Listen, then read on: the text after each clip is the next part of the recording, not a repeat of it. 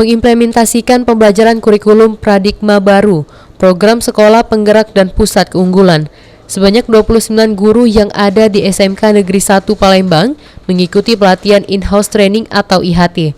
Dalam pelatihan ini, para guru diajarkan tentang cara pembinaan memberikan motivasi, fashion, keilmuan dan juga keterampilan, sehingga nantinya bisa menularkan bagi para siswa SMK.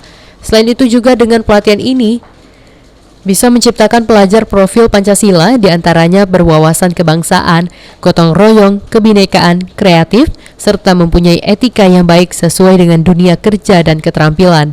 Ini akan menciptakan pelajar profil Pancasila yang mana mereka berwawasan kebangsaan, kemudian juga dia gotong royong, kemudian kebinekaan, kreatif, dan juga mempunyai etika yang baik sehingga sesuai dengan harapan daripada dunia kerja dan dunia industri dan Sebelumnya telah ada 13 guru di SMK Negeri 1 Palembang mengikuti pelatihan dan mengimbaskan pada 29 guru lainnya di bawah binaan Balai Besar Penjaminan Mutu Pendidikan Vokasi.